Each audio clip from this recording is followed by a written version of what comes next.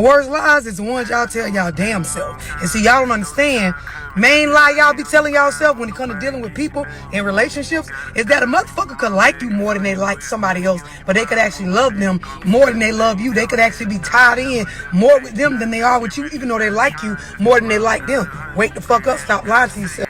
Example. Male or female have a moment of lost attraction, a season of I'm going through shit in my relationship at home. So I don't like this motherfucker right now, but I love them. We tied in. We got goals tied together. We got kids tied together. So I'm out and about. Ooh, I found somebody I like right now. Like we vibing. I'm doing this other shit. You so naive. You sitting up here lying to yourself that this like I got for you way heavier than the fucking love and the history and the shit I got tied with this other motherfucker. So you sit there and you play with your damn self while allowing me to play with you.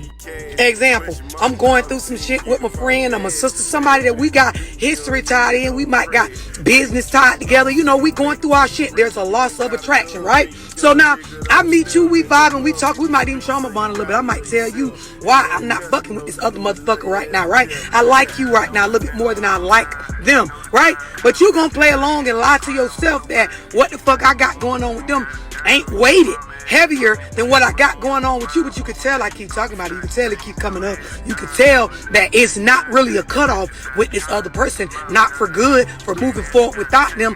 Similar to 5 stages of dependency, y'all got to be careful because it's the same kind of formula. When you in these relationships and you in that space where you care too much or you overstep your boundaries and now you're trying to grow somebody up faster than what they're wanting to grow up or faster than what they are organically supposed to based on what they know, you develop someone that's a dependent on you. And a lot of y'all in relationships where you realize this motherfucker is a dependent, not a partner, not somebody that I am maturely in a healthy relationship with. You got that first stage where you do something for somebody or you interject yourself and complete a task for them, they appreciate it. Then it goes to step 2, where now the appreciation turns to anticipation because you did it again. So now I anticipate you doing this moving forward. Then it goes into step 3, where then now they're expecting it. Ooh, watch this. I expect for you to take care of this and handle this and pay for this and show up and do this. You're thinking I should have caught on by now and be ready to do it myself. You got me now expecting it. Then it goes into the entitled stage. Now you do it again. I'm entitled to this. I almost give you the energy like this is some shit you owe me. You're supposed to be doing it. Oh, then you create a dependent. You do it again. Now I am dependent upon you handling this for me. Mess. If anything go on that don't include you, you take it as something being done to you. And it turns into a witch hunt to figure out how you can present it like you're some sort of victim. You end up trying to find the next situation, regardless of what it is, something big or small, to be able to put it out there that I'm being done wrong. When really, you was already upset about being left out long before whatever it is that's occurring right now that's allowing you to be a victim. Watch this now. A lot of y'all don't even realize I'm talking to you, the internal you, not the you that's watching this video right now, because you're not going to tell nobody that you be doing this kind of shit. You're not going to tell nobody that you actually have these habitual behaviors in you majority of your time spent in a relationship. Let me just tell y'all a little secret. When you can't manage your emotions, when you're a basket case of feelings, the majority of the time when you're in relationships, the majority of men that you deal with, they're only going to pursue you for temporary moments of intimacy. Committing long term, they'll fuck with you long term. It's a difference. Committing long term, you ain't finna get that, because nobody in their sane right mind is going to sign up for a motherfucking emotional roller coaster with a bitch that cannot articulate what the fuck is going on with them or how to do life or problem solve without their feelings being at the forefront of everything.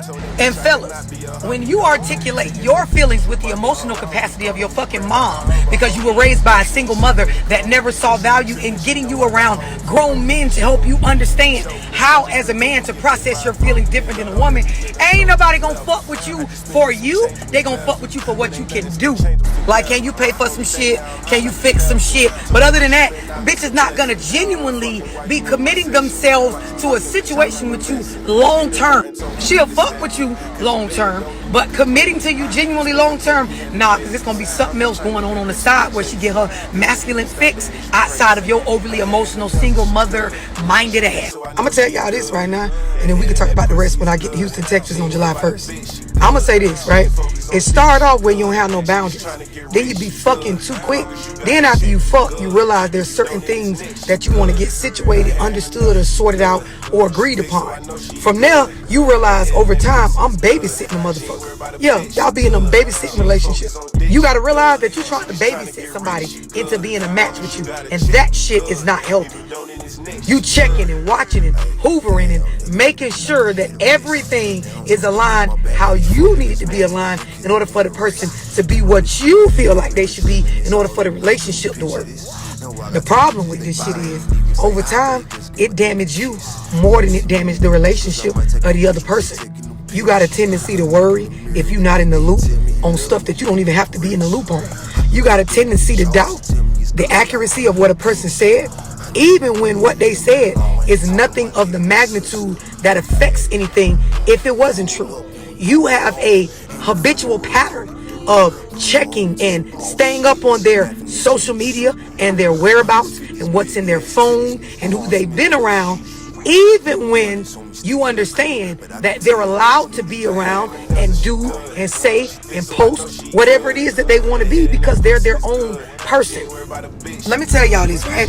Sometimes you gotta kill your pride and set aside your feelings to save your fucking life. And then sometimes you gotta understand it's best to do what's best for your growth rather than what's best for you right now. Sometimes the shit that could feel or look like it's the best decision or the best side to jump on for today may be the worst side or the worst choice or the worst feeling to go with for the sake of your growth or your future. You got to be a forward progress